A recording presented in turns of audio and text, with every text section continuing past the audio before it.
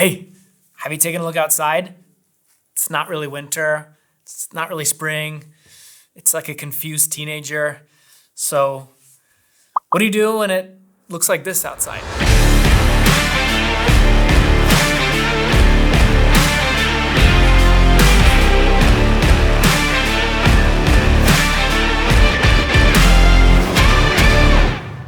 Good day to you.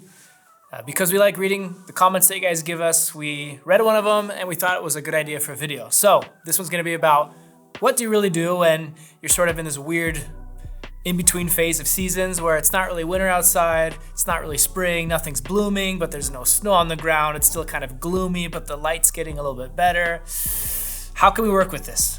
Let's check out some tips and ideas of what we can do. One thing that you can photograph at any time and in almost any weather is architecture. And if it's framed by a not so pleasant looking surroundings, you can photograph the building, for example, upwards, or you could focus on a specific detail. And considering the dreary weather, it's even better to focus on objects that are distinctly colorful. And if you're curious about how to photograph architecture, let us know in the comments below and we can do a follow-up video on that as well. And now let's get back to what we were talking about. Mornings in this period are often very cold and sometimes there's a lot of frost as well. But try waking up early and going on a photo hunt early in the morning, because even though nothing is blooming, you'll definitely come across frost-covered things such as leaves or pieces of architecture and maybe a dried flower or something like frozen grass. And to be honest, frost on really anything looks pretty cool. Now just imagine what it looks like if you photograph something like that during the morning, and especially during the morning golden hour. Overall, the idea during this morning golden hour is just to kind of keep your eye out for anything that basically pops up, because it's a really good time to take advantage of frost and that spectrum of light that we have in this time of the day. They say nature never sleeps. Well, unless the animals are in hibernation.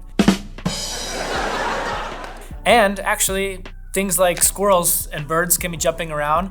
And actually, from my own bedroom window, there's a tree, and every morning we watch the squirrels jump around, so it's pretty cool.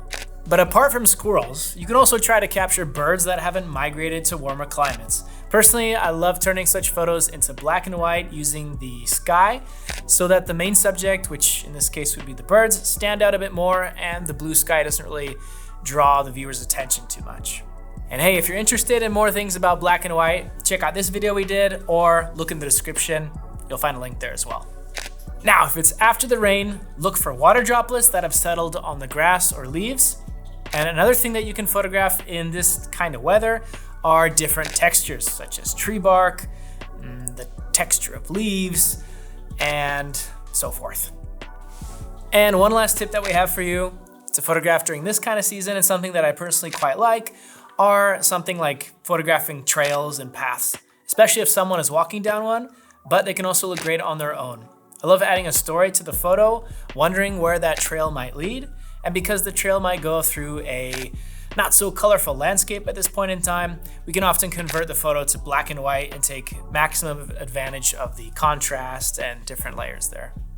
So those are some tips of what to do with your camera when you're in this strange in-between period that some people don't like, but some people do, because you can really take advantage of the textures, contours, frosts, etc.